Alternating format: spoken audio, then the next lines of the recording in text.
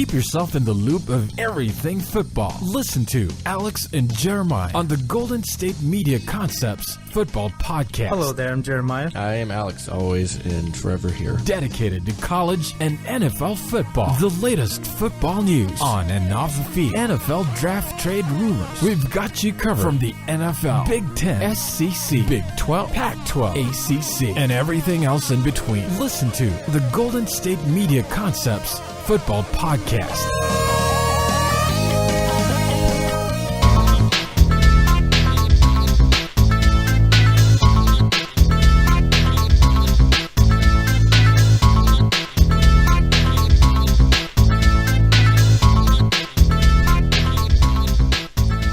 Thank you for tuning into the Golden State Media Concepts Football Podcast, where we talk the latest news, rumors, and games of the NFL and college football. From the latest signs of this year's breakout stars and all of the news in between, as always, I'm Alex. And I'm Jeremiah. And I'm Anthony. What's going on, fellas? Nothing much, just getting ready for this fantastic Thursday night football game. Yeah, man, the best matchup you'll ever watch all year. Can you believe this, man? I'm pretty excited. We're going to get a very good quarterback matchup between Drew Stanton and Blaine Gabbert. Yeah. You wouldn't even have said that in college, let's be real. I know, we wouldn't. Like, even in college with Michigan State, Missouri, No. you wouldn't have said that with Gabbert and Stanton. Was Stanton we a wouldn't. full-time starter when he was there? Yeah, I think he was. Yeah, he was there for a while, did that whole Michigan State thing where you play for 5 years and everything else. I like that. They're done it that way. Well, of course, yeah, we're going to preview the Thursday night football game between the Arizona Cardinals and the San Francisco 49ers in what looks to be the best game of the week, a.k.a. the worst game of the week. I think it might be a little bit more worse than that Rams and 49ers game to open. I literally said the same thing to him. I think it might be close to that. I think the only game this weekend that can challenge this game as the worst of the weekend can be maybe San Diego and Oakland, but both those offenses are pretty full. So that might be actual fun game might be fun to watch. if you like shootouts. Maybe Tampa Bay, Carolina, if those teams just keep playing like crap. You know, like they've been playing ugly lately. I don't know. I expect Carolina to bounce back in that game. I know you do, but some part of me doesn't think they will. It's really weird. Well, I'll talk about tomorrow. Of course you will. Okay. And if you like competitive games, I believe the New England-Cleveland game is not going to be competitive at all. No. I think Tom Brady's got a problem, and he's coming to solve He's it. going to throw like 10 touchdowns in that game. Yeah, he's going to throw a touchdown. He's going to run a touchdown. He's going to receive a touchdown. He's going to kick a field goal.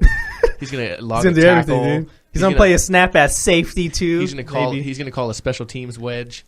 He's going to run up to the booth at halftime and make sure at the first play he's going to call a play down to the defense.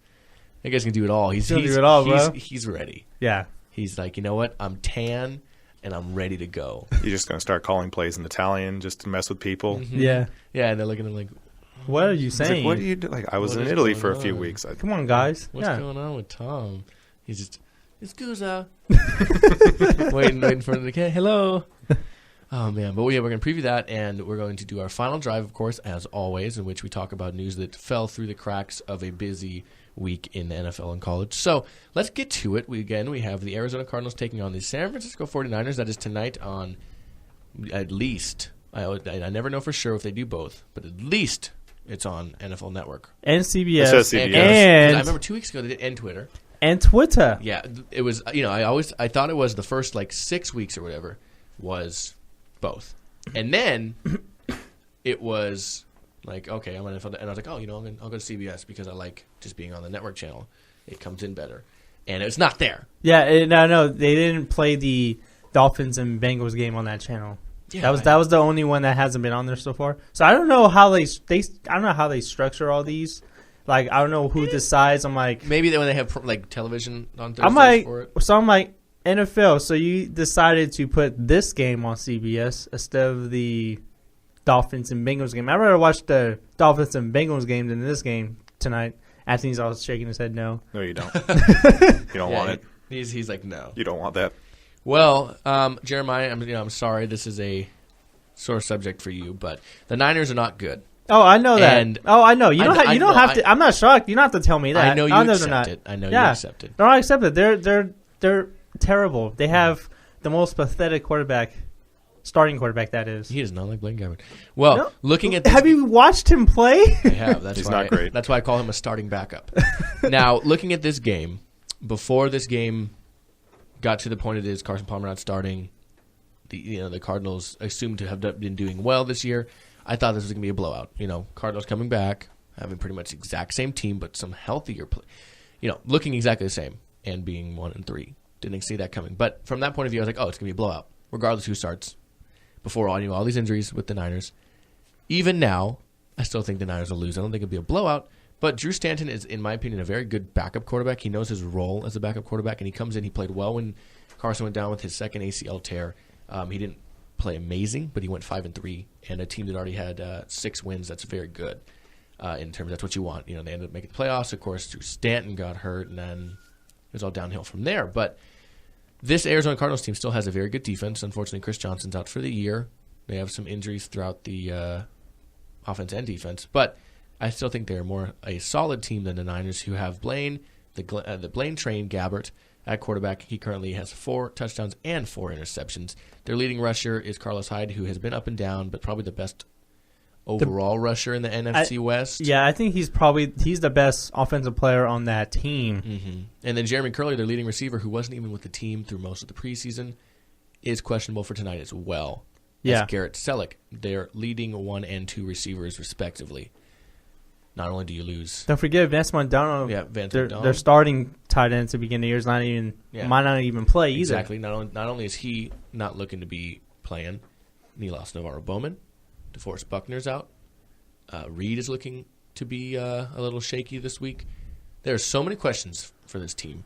I just don't see how they can win this game against a team that maybe isn't as good as they have been, but the defense is still there. The defense is still talented as it was in years past. And I also want to point out, we know when Drew Stanton came in 2014 when Carson Palmer went down, he started against the 49ers in that game. He beat the 49ers in that game as well, 23-14, throwing 2 touchdowns and 244 yards through the air. He was the truth in that game. He was the truth. He was the truth. Numbers right there. Yeah, man. That was at Michigan State. Drew Stanton right there. Mm-hmm. Yeah. What you got, Anthony? So here's the thing, right? So you have Arizona Cardinals, like you said. The defense is still good enough. You got Chandler Jones. You got Ndiche, whatever. Robert Kindiche. There it is. N is silent. Yes. We had a trouble saying his name. I taught Jeremiah up around the draft time. Mm-hmm. He's like, Robert. I was like, Kindiche. So you got Kindiche, you got Chandler Jones, you got Mathis, you got Peterson, you got all these guys on defense. I can still Dwight Freeney, who basically just comes in for like 2 plays every game. He's a rush specialist. Man. Yeah, that's all. And he gets home. He had a couple sacks, I think, in the last couple of games. Yeah, so you have that, and Blaine Gabbert, he averages 182 yards passing. That's not great. Like you said, 4 touchdowns, 4 interceptions. He's been bad. Like, maybe there's been worse quarterbacks in the NFL that started, but Name one. Yeah, like Ryan Fitzpatrick. I mean, he's at least throws for more yards. Yeah, but he'll throw it to the other team a lot. But more picks than Ryan Fitzpatrick. In one game. Ryan Fitzpatrick has more talent around him. Well, he just said quarterbacks had a worse start to the year. To be fair, though, Blaine Gabbert doesn't have much. That's worse for Fitzpatrick, though, because he has more talent around him, and he still throws all these interceptions. But to be fair, though, Blaine Gabbert doesn't have a lot of talent around him. But still, he's just not playing good enough. But anyways, go on, Anthony. I'm sorry to interrupt you. Well, no, but as I said, so basically you have the situation where you're relying on Blaine Gabbert because while Carlos Hyde is good, as far as receivers go, they aren't the same. Like, yeah, Torrey Smith, that's fine. But you basically have a situation where the team is you rely on Blaine Gabbert, which we saw how that worked out in Jacksonville. It didn't work out. It was terrible. The team was really, really, really bad. I understand Jacksonville's basically had that reputation for a while. But if you're relying on him to do these kind of things, Blaine Gabbert won't necessarily be someone that leads you back. Stanton, like you said, we at least seen last year, 2 years ago, where he kind of filled in. He's okay.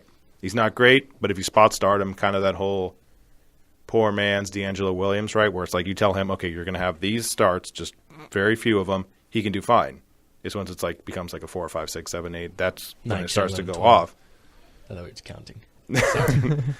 But, like, yeah, if you rely on him more than just for a couple of spot starts, that's when Stanton starts to go sideways. But if you just have him, okay, you're going to play the Niners, just have this start, I would trust him a lot more than I would Blaine Gabbert. Oh, yeah, and when Drew Stanton played the 49ers 2 years ago, that was a better team. Remember, Patrick Willis was still on that team. Justin Smith was still on that team. Alden Smith was still on that team, even though he was suspended that year. Smiths now. That's before everybody Don't retired. Worry. Yeah, this is before. This is Harbaugh's last year, so there was still a competitive team. Still a cohesive defense there. Yeah. Right. So that was And going against this defense that has been depleted by injuries and is a lot more weaker, then Stanton could possibly have a career day tonight. I wouldn't be surprised by that. Hey, man. Especially with the receivers that he has and David Johnson. Yeah, David Johnson, I think, is going to have to be a big part of this game for them to, kind of take a lot of pressure off of Drew Stanton. Excuse me, in my eyes at least. That defense needs to, give them short fields. The running game needs to be on against the Niners, who are kind of up and down with their run defense. I think they are serviceable as a run defense, but they are not what they have been, holding guys to certain lows and stuff that they have been known for in the past. But Drew Stanton, his career high in terms of passing, I want to say might have been the game that you were speaking of, the 244. I don't think that his career high. I would have to look. I haven't seen. I am looking right now. That's my boy. Well, like you said, he spent his entire first 4 years with the Lions. He only played 1 year with the Colts, and then he seemingly came over to Arizona to be the starter with the coach when they moved from Indianapolis. When Arians came over, he came over there. He's like, "Hey, yeah, man, I'll come with you." Yeah, I liked you as a coach. Right. He's got some time in every one of the years he's been there too. Mm-hmm. So all I know is, like I said, I think he personally is one of the better backup quarterbacks in the league. To where I feel like if I have Drew Stanton as my backup, I don't have to sit there and think, "Oh man, I wish I had a serviceable backup." Right, because you take a look at him back in 2014, right? So he had 306 yards passing against the Lions. He had 294 the 2 weeks after that against Atlanta. So he's had solid enough games where he's been able to pass the ball. And like you said, with the weapons that they have, you still got Michael Floyd, you still got Larry Fitzgerald, you still got John Brown as the wide receiver. You have options for him to throw to, along with David Johnson as a running back. You have people that he can rely on, people that he can kind of safety valve with Larry Fitzgerald and stuff like that. Like, he doesn't have to do a lot to win the game. Like, he talked about how bad the San Francisco 49ers have been depleted as far as offensively. You have that on the other side of it. Oh, yeah. So he can, and he's had good games with Arizona. He's relatively comfortable with the team. He's been with Arians, said. So it's one of those things where I can see him not going berserk and everything else like that, but getting, call it 230, 250, something like that. A couple touchdowns, nothing too extreme, just enough for them to get the win. Okay. And Stanton's career high is 306 passing yards against the Detroit Lions. Oh, against them? Against the Detroit Lions on November 16, 2014. So with the Cardinals?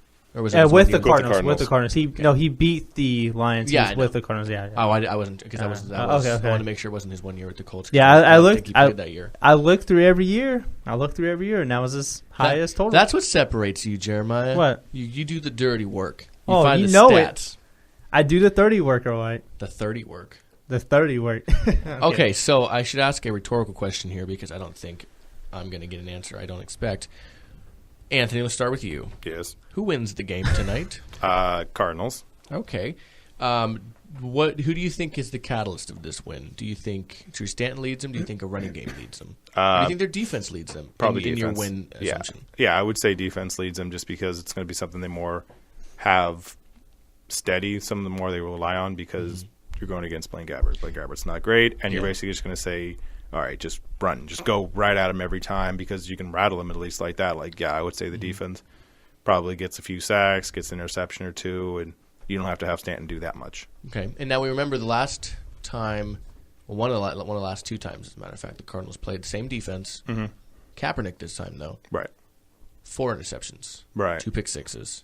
Domination on the defensive side of the ball. Mm. You now have Blaine Gabbert, who has better vision than Kaepernick, but needless to say is not playing much better than he did last year. Right. So, Jeremiah. The biggest winner who wins? will be Colin Kaepernick because I think he will start week 6 because Blaine Gabbert is going to play so terrible. I really think so. So I think he's the winner, but if you had to pick a team, probably the Cardinals. Jeremiah really wants Kaepernick to play.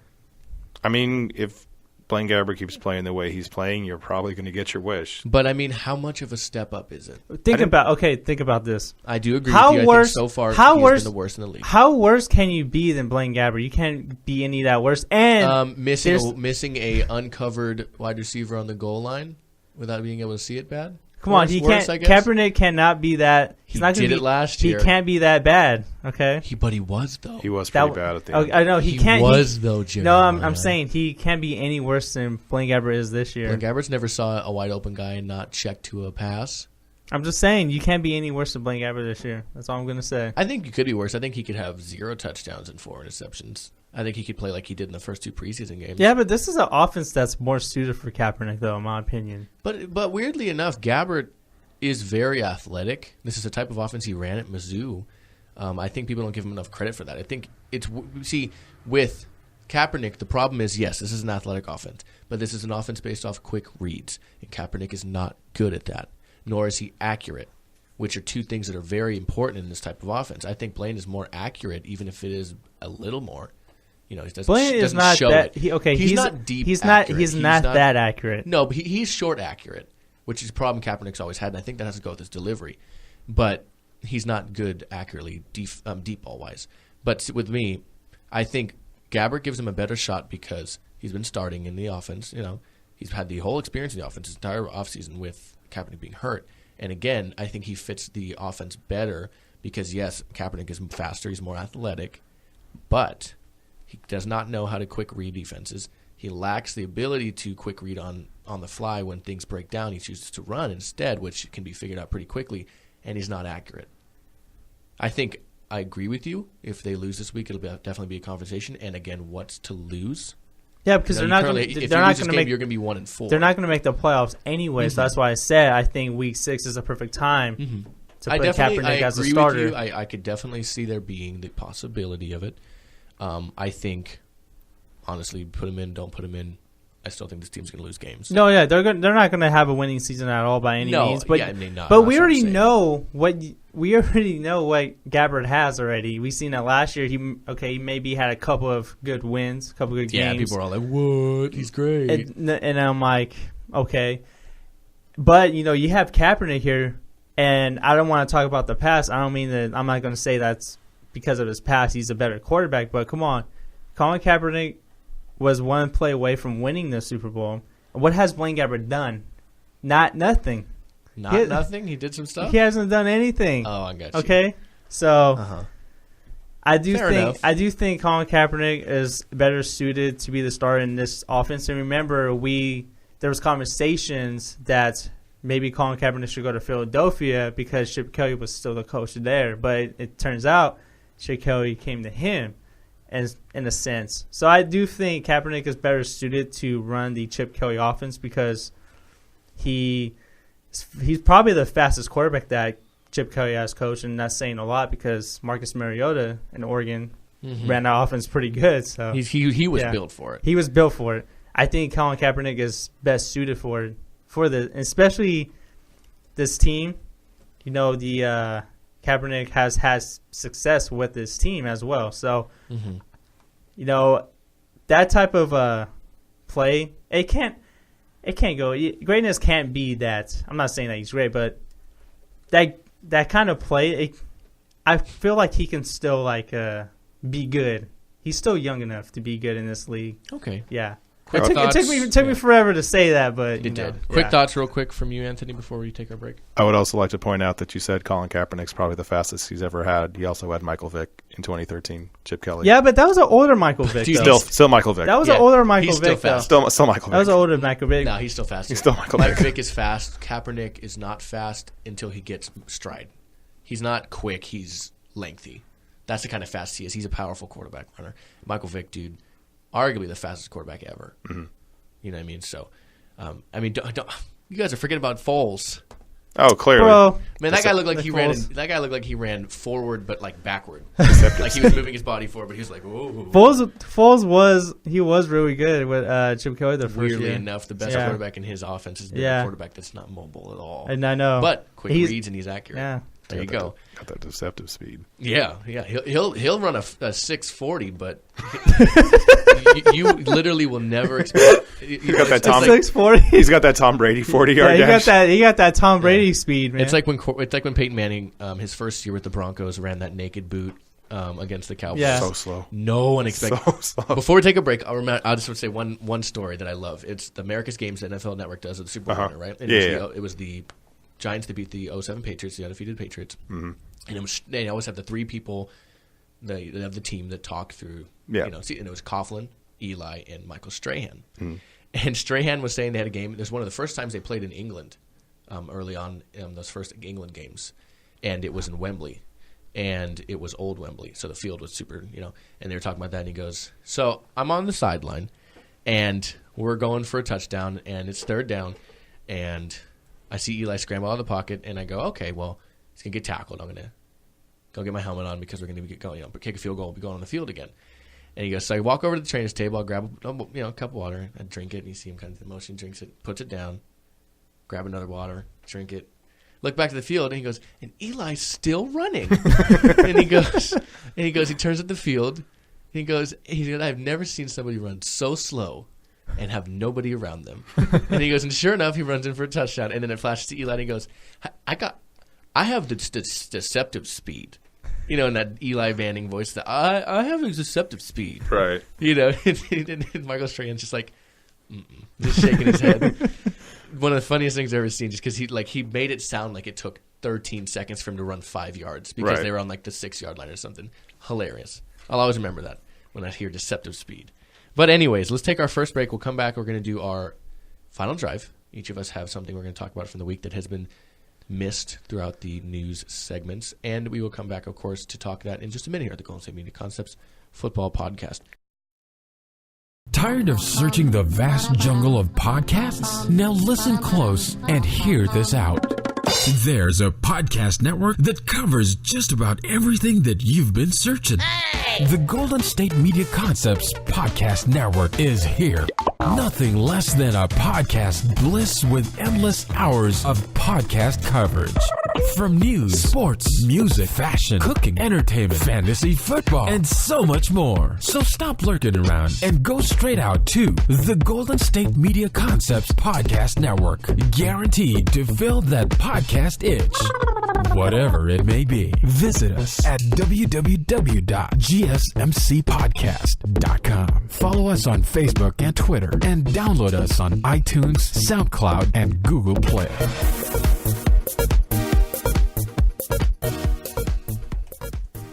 And we're back here at the Golden State Media Concepts Football Podcast, and it's time for the final drive. And we're going to talk about, again, the news that has slipped through the cracks of the NFL week. Each of us has our own little bit to start. Before we get moving, I did want to mention one thing that has come out today as news. We saw Paxton Lynch get his first action with the Broncos of his rookie career this past Sunday. Well, it looks like Trevor Siemian is expected to start this Sunday as the Denver Broncos go take on a home game against Atlanta. So, wanted to make sure that was known. Jeremiah is starting off with the final drive. Let's go ahead and throw it over to him whenever you're ready. Oh, thank you for throwing it over here to me. Good catch. And it looks like, you saw that? Yeah.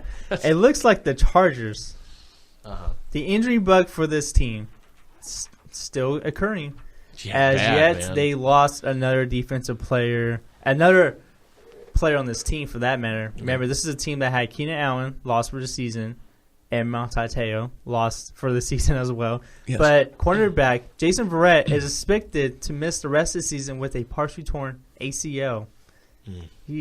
And this is what he told the San Diego Union Tribune, quote, "My season's over with. I cried yesterday." And you got to feel bad for, him in a way, because he was emerging as one of the top cornerbacks in his league. Yeah, he was always a very good he was a good technique cornerback. Yeah. The Chargers, like you said, Woodhead, Keenan Allen, Manti Te'o, started as early as Bosa, who still hasn't played yet. You have Verrett going down. This team has probably had one of the worst injury bugs in football, save for the Niners also, teams, they're just having just a rough go of it. I'm waiting for Stevie Johnson got hurt. I'm waiting for the next person to get hurt. Like, Kenny Woodhead got hurt. Yeah, Woodhead, Keenan Allen, Stevie Johnson, Manti Te'o, Verrett, Bosa. Who else is going to get hurt? Like, the only person left to get hurt is Rivers in a sense, not literally, but figuratively. Like, the last significant player to really go down now is Rivers. And Gase has been injured off and on. Yeah, he's been. Yeah, exactly. Melvin Gordon's finally looking good now, and he's losing everybody around him. Offensive linemen have been hurt. Like you said, Gates has been hurt. This team has literally some of the worst luck so far this year that anybody could have. And if everyone actually stays healthy on this team, they can actually, compete against other teams. They have enough talent to maybe become a wild card team. That's how talented this team is, but we don't know how far this team can go when they get hurt so much. Yeah. Yeah. We don't know the potential. We don't know that. We don't. We looked at you and I looked at the Chargers too as a team that definitely could be, take a team that could take a step forward this year from the bad 4 wins, the 4 wins they had last year.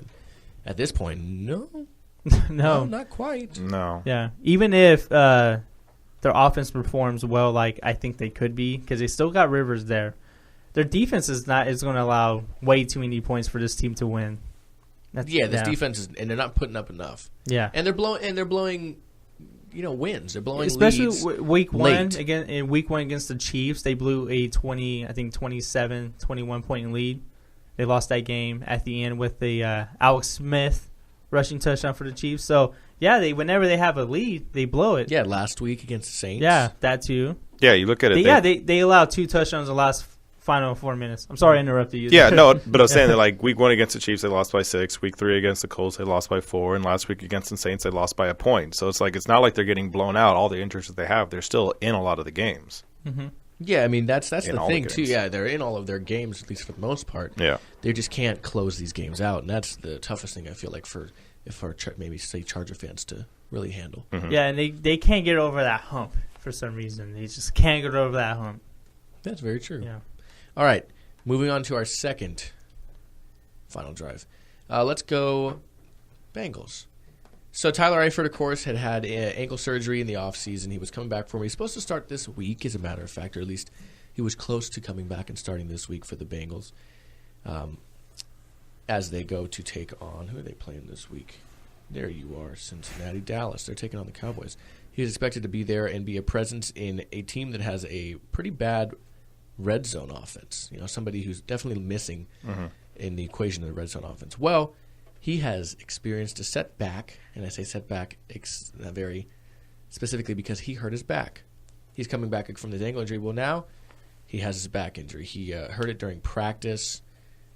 It pretty much set him back. He's not going to. He was already kind of questionable for Sunday. He's definitely not playing against the Cowboys. I mean, we remember Eifert injured his ankle in the Pro Bowl last year too. He said he would never play in the Pro Bowl ever again because of it. But yeah, he's missed time, and clearly this offense is lacking something. Their offense hasn't been as explosive as it was last year. I mean, obviously he led all tight ends and touchdowns last year. He had a pretty good year making the Pro Bowl. You miss this presence in the middle, especially after losing Marvin Jones and LaFell. You lose the more. I'm not LaFell. I'm sorry, Mohamed Sanu. They have LaFell now. You lose the more established receivers that have been in the offense for a while. You only have A.J. Green now, and then your running backs really not as many big names as they once had. And Eifert is a piece of that, and they've really been missing him, I think. I think when he comes back, he's going to hopefully get going the way he's known to be. But as of now, yeah, this offense is definitely missing him. Yeah, and then last Thursday when the Bengals played the Dolphins, they only scored 22 points against that Dolphins defense. And a lot of those possessions they had were in the red zone. They couldn't capitalize on most of them. So Eifert was a huge presence that this team was missing.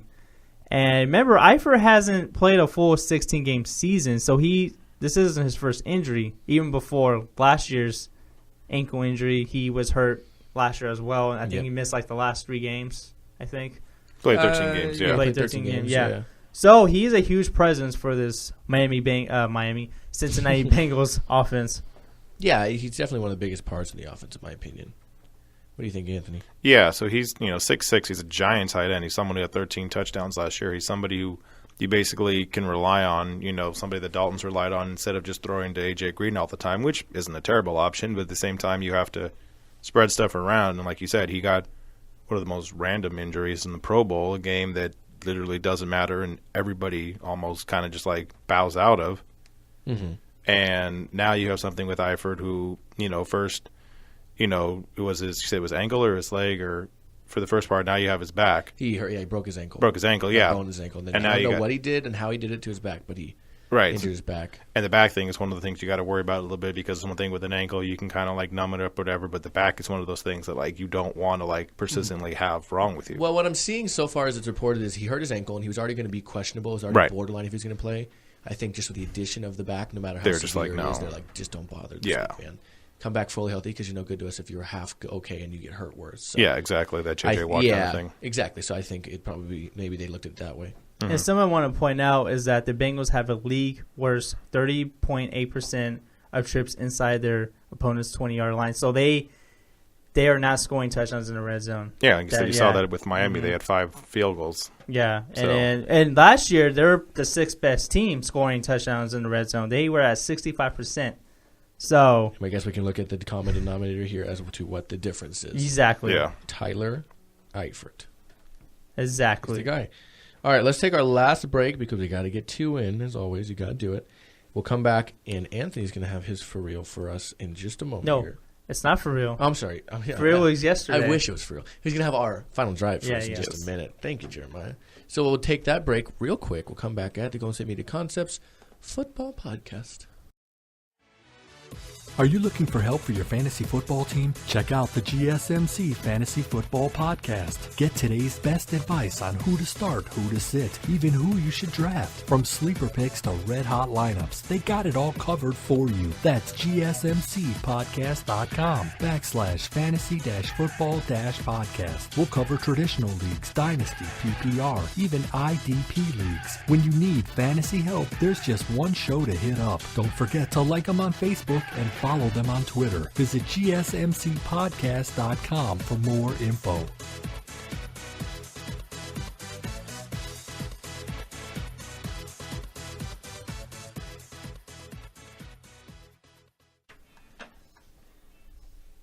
And welcome back to the Golden State Media Concepts Football Podcast. And I'm going to throw it to Anthony here to close out this show on the final drive. Is it a Hail Mary or more of like a pitch? Would you throw him? Pitch. He's literally like right next to me. For you, it'll be a Hail Mary. For me, it'd be like an out route. Yeah. I'm only like 2 feet.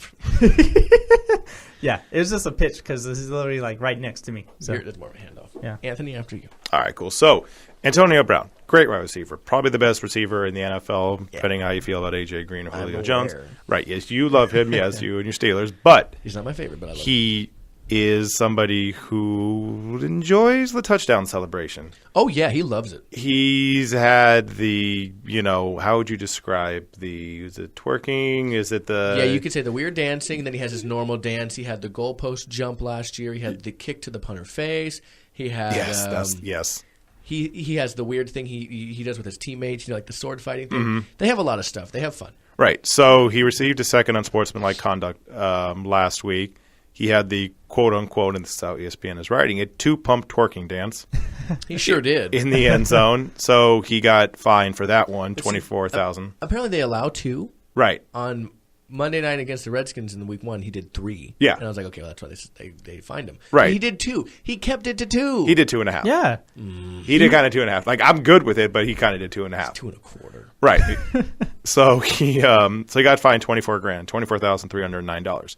First week he did it when he had the 3 pump. He had 12,154. So slowly escalating everything else like that. But now he basically figured out that his teammates are just basically like, okay, like why? Like you have these rules. I don't understand these rules. Goodell, you're just making this up as you go along, which is what Raymond Foster, who's the team's player rep, said. He said that's what happens when you give someone, Commissioner Goodell, total power.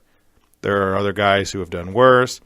AB's just having fun. Don't make it a no-fun league. And, you've had the stuff where they've cracked down on stuff with the NFL. You can't – the spiking. You can't do the thing where you basically do the dunk on the goalpost. Like, they've had all these things where you can't celebrate how you want to celebrate. And basically the Steelers have Antonio Brown's back. He's – like you said, went from 3 pump to 2 pump. Still fined him. Mm-hmm. He had the twerk. He had all these different things that he's doing, right, that basically – he's the best receiver in the NFL. He's going to do stuff when he celebrates. And the team seems to be fine with it, which, maybe they basically have like a team pool of just basically like, okay, yeah, we'll help pay your fine because he's scoring touchdowns, so they're winning games. They don't care about it, minus that game against the Philadelphia Eagles where they couldn't score anything. But, it's one of these things where it doesn't look like Antonio Brown's going to stop. why would he at this point? Like, he's going to. He says, quote, "It ain't nothing to a boss." Right. He doesn't care. And if if the teammates don't care about it either, like, it's just basically be one of those things that nobody knows what the rules are as far as celebrating goes. You just had Josh Norman get fined for doing the bow and arrow.